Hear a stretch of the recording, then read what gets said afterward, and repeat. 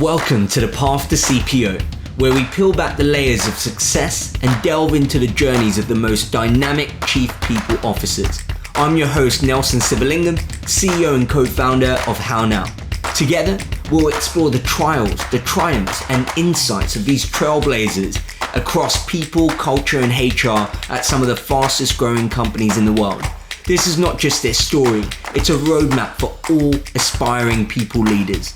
Tune in, rise up, and let's embark on this enlightening journey together. Gemma, welcome to the show. Welcome. Thank you for having me, Nelson. I mean, you've got a very unconventional path to becoming a Chief People Officer. So I'm really looking forward to diving into how you got to where you are today. But I want to start with taking you back to the beginning and getting, actually, you started in sales. And so tell me, how did you land in sales? So I'm a big believer in actually we're all in sales, but it definitely wasn't something that post-graduation I thought, you know what, that's definitely the career path for me. So I graduated from a university in Scotland, came down to London, as many other people do in the UK, to find their way. And I was lured by a company that was in media in Soho. And I'll be honest, they were the two overriding factors as to why I applied for the job. And it was a baptism of fire in terms of understanding the world of business, understanding the world of sales, and to be honest, understanding me and my strengths and possibly my weaknesses. So whilst it wasn't necessarily a plan, it couldn't have been a better start to my career. You know, I absolutely agree with your point, Gemma, around everyone is basically selling in some shape or form, and it's a skill to have. So I guess kind of looking back now with hindsight, how do you think that kind of early career in sales has helped you in your people role? Yeah. So when I think of the role I'm doing now as Chief People Officer, it's about connecting with people. Every single day, whether it's transactional or transformational, at the heart of it is an individual. And I'm a big believer, Nelson, in particularly now coming out of the pandemic and the way the world's changed, that we are as human beings wired to connect. And if we can go to work and be human and really listen empathetically and understand others, we can get bigger and better in business. So looking back, I think it was such a great foundation in terms of understanding how to negotiate, talk, listen, understand, manage conflict. And I think at the time, you didn't perhaps realize that, but it couldn't have been a better stepping stone to where I am now. Do you enjoy sales? That's a really interesting question. I enjoy the outcome of sales. I enjoy it when you connect with someone and you both get, it's a very cliche term, but you both get a win-win. Yeah. And I do really enjoy that process. And I think it's quite a creative process and also a scientific process. So I think you can find your own way as a salesperson, but you can give it a bit of academic rigor. Yeah. And so you quite early on went into a sales leadership role, right? And I want to take you back to your kind of first sales leadership role. How did you develop, were you ready? Did you have the leadership skills already and it was the right time for you to step up? Yeah, I was willfully underprepared. So I definitely learned on the job. The one thing that's connected all my roles over the last 2 decades is I have a real curiosity and I really love learning. So I was so underprepared, but I kind of jumped in and I made sure that I was able to pivot and able to take feedback. And I think that's really, really important. And it's something I still really put at the core of what I do. I think being able to give feedback and receive feedback is how you understand your strengths. It's how you develop your areas that are, I don't like to take very much a strength-based approach. And I don't really like to talk about weaknesses. I like to talk about development areas. But if I go back to, 10, 15, 20 years ago when I was leading a team who were more experienced than me, who were better negotiators than me, who were possibly better presenters than me, I think it was really interesting to think, well, what value can I bring And what do I need to know that I don't know? I remember a few years ago reading an article by I think her name's Mary Barra, the CEO of Ford. And I remember she's got, a huge number of staff reporting into her. I mean, hundreds of thousands.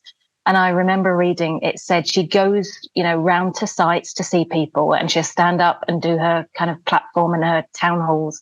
And she'll say to people, what do I need to know that I don't know? Right. And I think that's a really human-centered approach. The great question. And I've tried to take that with me in every role I've had. What don't I know that I need to know? Because often the wisdom of trying to accelerate growth and drive value is through your people. It's tapping into them. And they often know even if they don't know the answers, they definitely know the questions. Yeah, that's a great point. But did you ever worry? Not knowing, and I think it happens often. I've experienced this, and I know other people leaders who you're often dealing with experts in their very specific discipline, and you're not going to be an expert in every one of those disciplines, but yet you are managing and leading a team of experts. And so, very often you could find yourself, out of depth, and, who am I to manage these people? How can I help them? And going back to your question of how do I add value? And how did you deal with that? Don't I need to know more? Don't I need to know to be able to manage those people? That kind of, I guess, insecurity, for lack of a better word. How did you deal with that? It's a great question. I think in my 20s and 30s, looking back on it, probably not as well or as comfortable as I feel about it now. So there were definitely moments of feeling, and I don't like the word imposter syndrome. I don't think it serves you well. But I definitely think there were moments of, I am not sure what to do now, or if I've got two options, I'm not sure which one to take. And that will always be present. It doesn't fade away in your 30s or your 40s or as you progress in your career. But it's knowing that there are times when you might make a mistake or take a wrong move or take a path that doesn't lead you to the outcome that you wanted. And that's okay. One of the phrases I use a lot when we do our company newsletters is you win some, you learn some. Yeah. And we talked just now about in sales, the win-win. But I think sometimes it's in the making mistakes that you get to know yourself and the business better. Now, obviously, they've got to be mistakes that you can bounce back from. But I think it's important to understand that sometimes we will be really uncomfortable. Yeah. But it's about being courageous in that moment and just thinking, I've worked hard to get here. There is not one thing that I've done to get here. It's lots of tiny things. Yeah. And in that moment, having the confidence to make a decision. Yeah, it's an interesting one because I think sales does probably give you more opportunity than other disciplines to build resilience to losing, right? When I speak to our sales team and, you get a rejection or someone's not replying back, you get to kind of build the tolerance and resilience for things like that. I want to go back to the feedback point, Gemma, about kind of giving and receiving feedback. And I guess, what have you learned about it? What's the right way or the optimal way of giving feedback? And then receiving feedback, especially when someone's not necessarily giving you feedback in the way you're going to respond to the best, but you still have to receive and respond to that feedback. Yeah, so I'll start with the giving feedback first. And I know there's a lot of textbooks that say feedback is a gift, and it sounds a little bit cliched and corny, but I absolutely fundamentally believe it's true. And I'm a big fan of Kim Scott and her views on radical candor, which I'm sure you're very familiar with. And her two things are you've got to care personally and challenge directly. And so I think if you do it with an element of kindness, and I'm a big believer in kindness. Again, quoting somebody else, Brené Brown, she talks about clear is kind and unclear is unkind. And you owe it to that individual to kind of tap them on the shoulder metaphorically and let them know what would be even better. So this isn't about blaming or shaming or pointing fingers. That is the antithesis of what feedback is. It's being really specific and really timely in terms of this is where you're at, but what I'm seeing or what I'm hearing or, what you're showing is that this could be better. And it's about really supporting that person. And so I think, two things that I've just said there are really important in feedback, Nelson. It's about being timely. It's not waiting days and weeks and months until you tell that person. And it's being really specific. And that can go for feedback that's developmental as well as feedback that's good. And I think we sometimes forget that. We hear the word feedback and we think it's all about kind of remedial or based on something that was suboptimal. It's not. There's a 1-to-5 ratio that's needed. We are human beings and we need to hear where we did well. Yeah. And then I think receiving it is really uncomfortable, and you definitely get more comfortable with it. It's interesting. Over the years, I've done a lot of work in the coaching space, and I've done a lot of kind of psychometrics. So I'm accredited in quite a few. And I share that because what that means is I've become a guinea pig for many of those myself. So I've done far too many, and I know myself far too well. And there are some things when I receive feedback that I know are fundamental truth. And they're areas that I do need to double down and focus on because I'm getting in my own way or they're not serving me well anymore. And then there are some things that's perception versus reality. And you also need to work on that as well. Personal branding is something that's been around for the last couple of years and gaining a lot of traction and notoriety. And I'm a fan of it. I believe that, you've got to be really clear about who you are, your values, what you believe in, and maybe your niche or your lane. That doesn't mean you can't go outside of it. And so going back to the feedback and the perception, I think sometimes we need to craft that as well. One of the things I learned very early on in my career is I'm quite impatient, and I maybe am a bit pacey. And so that was starting to get in my own way. And so I think when I entered into the world of coaching, and certainly when I did my coaching accreditation, it was very, very different to what had been serving me well in my sales and commercial roles, because that was about making a decision, perhaps being quite pace and fast with what you were doing. And coaching is the antithesis. It's about listening generously. It's about being present. It's about being attentive. It's about allowing the other person to untap their own potential by asking really powerful and incisive questions. And I found that really difficult. And for the first 18 months of my training, the feedback was just be quiet. just allow the other person to talk. And I found it so incredibly difficult.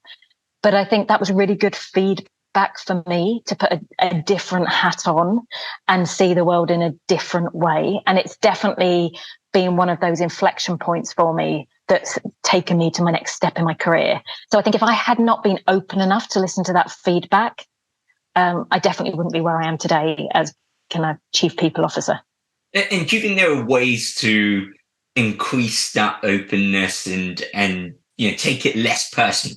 What could I be doing if I'm listening to this and go, I can't help myself but feel it's personal when someone says this, and to be open to this feedback? What can I do to build that?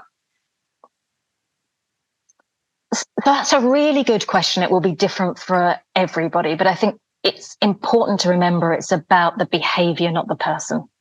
Right. And no one is pointing a finger at you as Nelson or Gemma. They're pointing a finger about how you showed up or your behavior or how something played out.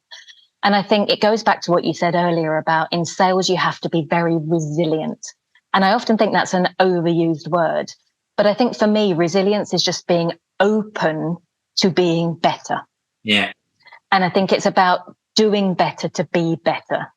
And the more you understand about yourself, the more you're able to flex. One of the things that has been quite transformational for me in the last kind of 5-6 years is when I did some study around NLP, neuro-linguistic programming. And there was a couple of things that they talk about. They talk about things called, I don't know if you're familiar with them now, some presuppositions. Right. And they're basically statements. You do not have to believe they're truth, but you have to try to believe they're true. And I found this incredibly difficult. So they're things like choice is better than no choice. I get that. That makes sense to me. I can absolutely believe that. And one of them is everybody has a positive intent. And I did struggle with that for a little while, because sometimes when somebody or a group of people do something that is at odds with your morals, ethics, or behavior, you can get a bit frustrated and you can get a little bit judgmental. But if you go back to everybody has a positive intent, it really does take that away. So when people are giving you feedback, when you're finding it a bit uncomfortable to hear, you've got to go back to the place of, this is only going to help me and make me better. Now, that doesn't mean you need to agree with it all, but you can ruminate and marinate with it and take it on board and think about, well, if that did apply to me, what would that look like? And I'm a big fan of reflection. Yeah. So in the moment, it might feel really uncomfortable, but a couple of days later or a couple of, weeks later, when you've perhaps got it into perspective or calmed down a little bit, you can take that feedback. Yeah. You can reflect on it and think, okay, well, what would this look like if I was to just nuance that a little bit or flex a little bit? Yeah, it's really interesting because I think in a previous life, in hindsight 2020, but in a previous life, I was a filmmaker. We used to write scripts, and when you're writing scripts, and especially fictional narrative scripts, to really write fleshed out characters who are not 2D good guys, bad guys, you always say to write the entire story from each character's perspective, right? Because that character is making a decision in that film because it's right for them, right? It might be bad for your main character, but actually it's right for them. And so to make sure it's 3D and more rounded is you write it from each person's perspective. And I often find myself, I guess previously kind of unconsciously, but now a lot more aware of it, that is what comes into play when you're trying to empathize. Everyone's acting on, say, positive intent, and you're going, why would someone do something like that had such a negative consequence? Is leaning on that. Is almost say, okay, let me play out this story from this person's perspective, and then it kind of helps you build that empathy to go, okay, I can understand why they acted in that way, but it kind of helps you realize, I think it's better to try to rationalize it than to call it out as absurd. It's an act of insanity, right? Because that doesn't really help anyone. There's no learnings to take away from it. So yeah, that's really, really interesting point there. I just wanted to dive on a thought that I had there around, with what you've just recently spoken about. Sounds like you put so much time and effort into continuously developing yourself. And so really want to ask, what is your approach to learning? Is it a case of identifying, okay, here's a gap, or someone helps you identify, here's a gap I need to fill or develop? And how do you go about developing yourself? I mean, to answer that question, I'm going to bring you into my values. So I'm a big believer in company values, personal values. In an ideal world, they align. So about 5-6 years ago, I started thinking about, so when I make a decision for my next job, relationships, big life decisions, having those values as a really good North Star is easier when you're making the decision. Right. So my 3 are connection. We talked about kindness earlier. It's a slight nuance of that. I believe that the shortest kind of place between two people is connection. You can always find a way to connect with somebody, even if on the surface they appear very different to you. Second one is around accountability. There's often sayings, 90% of success is showing up. And I have a real bias for action and accountability. The third one is learning.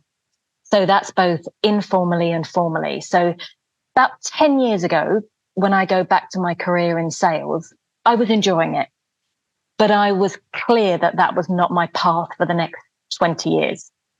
So one of the things that I thought about was, well, if that's something I want to expand from and I want more opportunities, what do I need to do? So that led me to do a more structured learning path, which was a MBA. From that MBA came a bunch of things, including the coaching, including the psychometric accreditations. But I'm also a really big believer, to your point, in where are my gaps in informal learning, and often these two words don't go together, but learning that can be fun. So a couple of things I've done in the last few years, became a spin instructor, which uses a completely different side of my brain and allows me to do things that actually do complement my day-to-day in terms of work and connecting with people. Also allows me to play my own music for an hour. The second thing I did recently, which I thought was a fantastic course, was a course in visual scribing, which is essentially allowing us to think in a different way via drawing. And I was absolutely shambolic and terrible at it. So I did this course for, just a short course for around 6 weeks. And it was during the pandemic, so it was all online. When I turned up to the first 2-hour session, all of the people there were budding artists, graphic designers, illustrators. I mean, I am a mediocre doodler at best. So over the next 6 weeks, the course was called Ink to Think, and it really was so instrumental in how I now approach things. And I was terrible. Week in, week out, I definitely had, drawings that would make you squirm. But it was probably one of the most interesting and impactful learning environments I've ever been in, because it really taught me a lot about myself. It taught me a lot about what I can't do. And I don't believe in can't, but in terms of, I'm a big believer in you've got to have a beginner's mindset. And I think as we become more expert in our career and more comfortable in our career, we often forget to become a beginner again. Right. And so this, for me, this visual scribing course was just wonderful because I was a beginner again. And so whilst I thought I couldn't do it, I can do it, but it's just not, I'm going to excel in it. And that's okay. Yeah. I think sometimes we take on board learning to excel. Yeah. And so that's when I go back to just have fun. Yeah. So I believe, you curate your own curriculum. And in my role at the moment, I get a lot of people asking me about our more formal learning structures or what we're going to put in place for development areas. And of course, that's something we commit to and do. But I think learning's become so democratized now. And I think we've got access, and it's a wonderful thing. We've got access to so many things. After we finish talking today, I could jump on and look at a TED talk. I could listen to a podcast. I could grab a book, audio or read it. However we want to learn in whatever way is best for us, the world is at our fingertips. And I think learning is the difference that makes the difference. When and how did you get the clarity around those values, Gemma? At what point did you say, these are the three, right? These are the three. Yeah. Well, how did that come about? It's a really good question. So it definitely wasn't a one and done, and it was a journey that took a little time. So I think I started with, and I'll be very practical about this, I started with a blank piece of paper.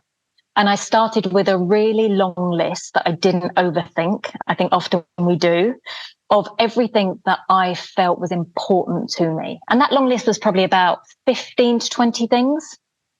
And then I promptly put that list away, came back to it, a week later and looked at that list. And I thought, okay, because values to me are behaviors. They're not things that you just stick in a drawer. They're things that your friends and your colleagues should say about you unprompted, which takes you back to the personal branding.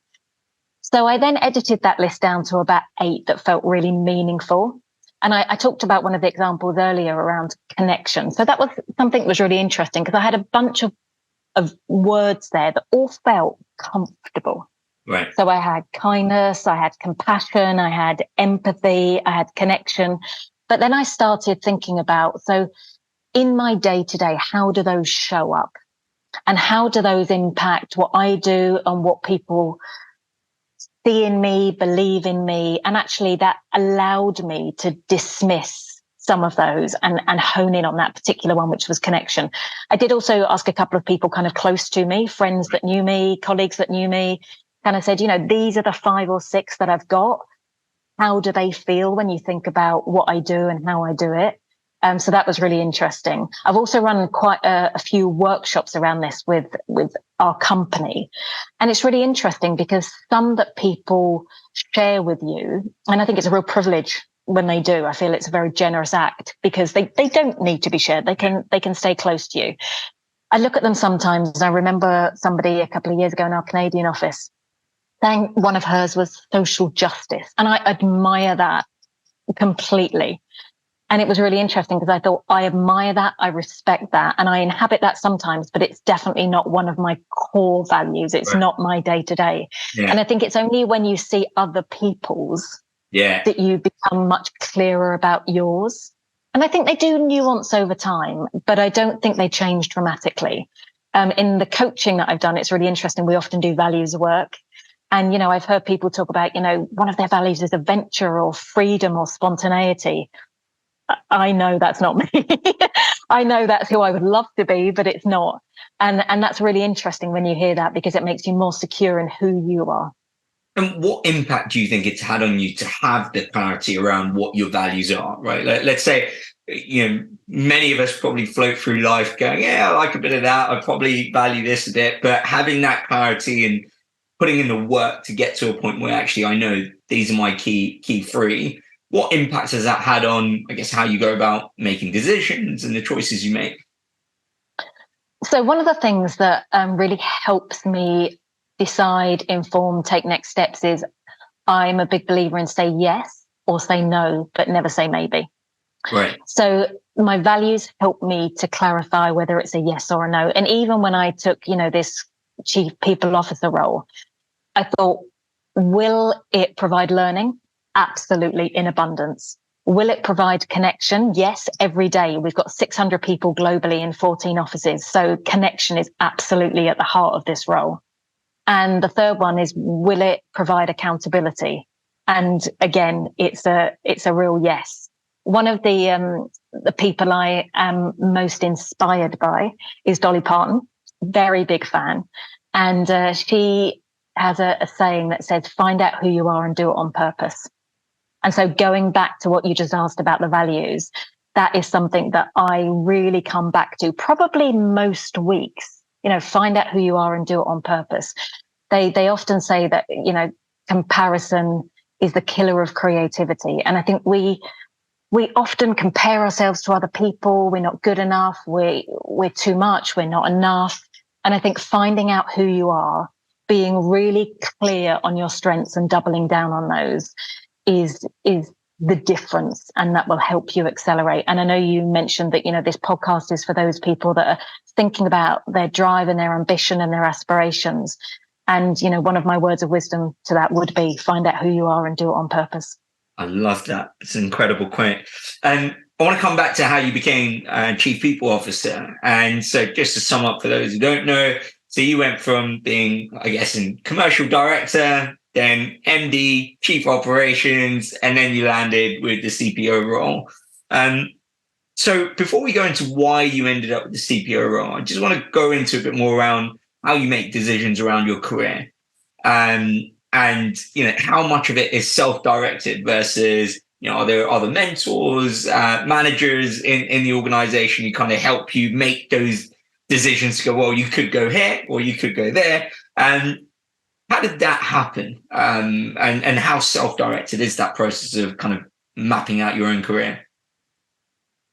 So I would love to share with your listeners that there was a really clear plan, and I had some kind of, 5-year strategy in an Excel supporting spreadsheet. I absolutely didn't. I said yes when I was excited by something. Right. I am really lucky and privileged to be surrounded by some smart people. And I talk a lot about kind of find your cheerleaders. And I think you need to find your people that will back you. There's that saying, your brand is what people say about when you're not in the room. So you need to find your sponsors. You need to find your advocates, your mentors. And I don't think that means you say to somebody formally, would you be my mentor and can we meet 3 times a year? But you create your own board of directors. You create your own people that are going to be there for you, listen to you, support you. But also, Nelson, I think it's really important the people that challenge you. And so the people that, going back to when we spoke about feedback, I'm not saying it should be uncomfortable, but sometimes it is. And I think it's those people that have challenged me and made me really think about, is this the right step? Or is this the right decision to make? So, one of the examples I'll share with you is, when I was doing my roles maybe 5-6 years ago, they were local UK roles. And then an opportunity came up to do an international role, which would mean a little bit more traveling. And that was quite a hard decision for me, thinking about what I wanted about my life. Right. One thing we haven't kind of mentioned is the importance, I think, of energy management. And I've definitely got that wrong more times than I've got that right. And I'm still not at the stage, I don't think, where I've got that right. I've just got a better awareness of when it's starting to go wrong. And so when I was thinking about the opportunities that an international role afforded me, there was so much excitement. There was so much potential to learn, potential to connect. And it excited me no end, but I did have to think about the impact that would have on life and, friendships, partnerships. Going back to when we talked about the coaching, one of the things I often think is really useful, and you can do this yourself, you don't need to be with a coach to do it, is something called the Wheel of Life. I'm not sure if you're familiar with that. No. So you draw a wheel, you put it into different sections, and you do what's important to me right now. So it might be work, family, health, finances, everybody's will be different. And then you look at it on a scale of kind of 0 to 10, and you plot out where you are now. So your friendships might be a 7 out of 10, your health might be a 6 out of 10, your work satisfaction might be a 9 out of 10. And then you kind of draw like a spider graph and connect all those numbers together. And it gives you a real visual clarity of what is really excelling right now for you and where maybe you need to give a little bit more focus. So that was something I did for taking that particular role, moving from a kind of local to an international role. And it was something I did again when I moved from the international to global role, because it just gives you a particular look at that time in your life as to what decision you're making and how that's going to impact the whole of your life. Right. Because when you're looking at decisions, I don't think it's about work or home or friends or family or partnerships. It's about how everything works together, because everything's interconnected. And I guess what drew you to the Chief People Officer role? And what was it that made you think, I'm ready for it now, and also I'm a good fit for this role? So I don't think you ever think you're ready. But if not, then when? So I think sometimes feeling uncomfortable, again, it's that phrase, courage over comfort. And comfort is a wonderful place, but nothing ever grows there. And because I like growth, both personally and professionally, I kind of like feeling out of my depth.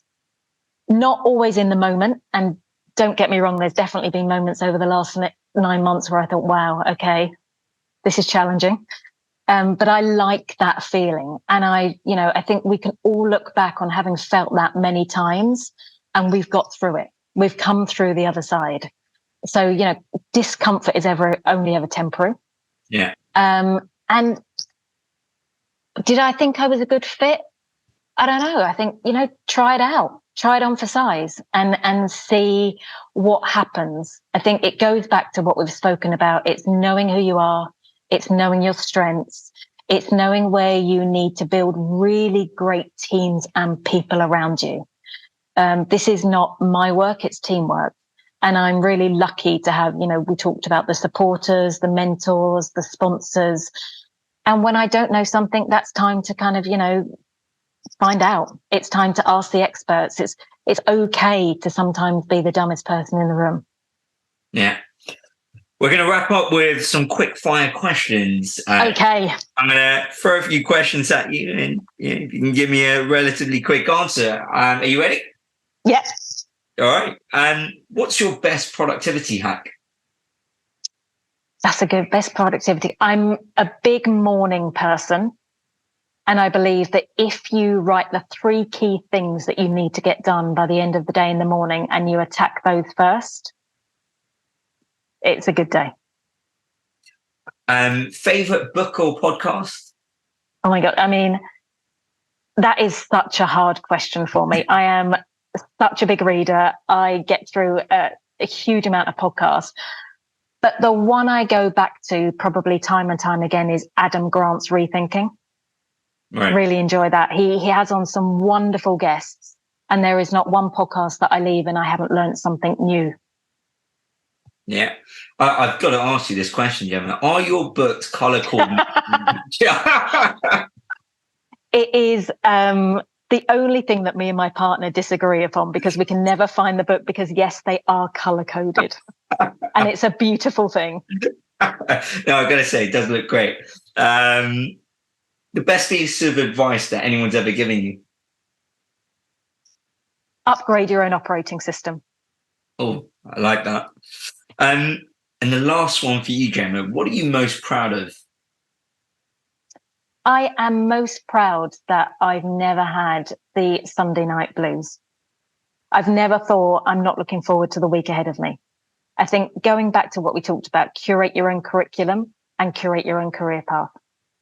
Incredible. Gemma, this has been an absolute pleasure. I could go on and on. It's, so much good stuff. Thank you very much for taking the time out and for coming on the show. Pleasure. Had a great time. Thank you, Nelson. Thank you for listening to another brilliant episode of L&D Disrupt, the podcast that's powered by How Now. Our learning experience platform helps companies bring relevant learning and skills into the flow of work to make meaningful learning a part of everyday work. But don't just take our word for it. Here's what some of our customers have to say. And if you like what you hear and want to learn more about How Now, just use the link in the description to book a demo.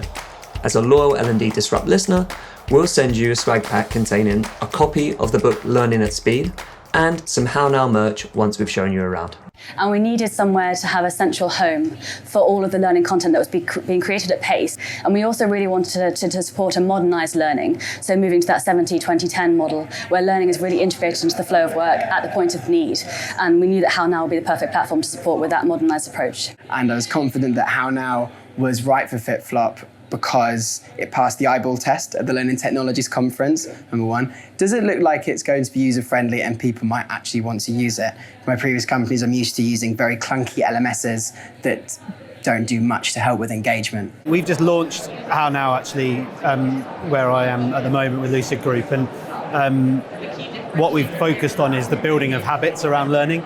So trying to get people into healthy and regular habit of learning so that it becomes an everyday activity as opposed to something they have to take lots of time out. We're very time poor. The tools they've got, the information they need is where they need it at the point. So integrating into Microsoft Teams as we use it or any other collaboration tool, making sure that any learning is accessible at their point of need. So where they can ask a search first question and then we can provide them the information they need straight away.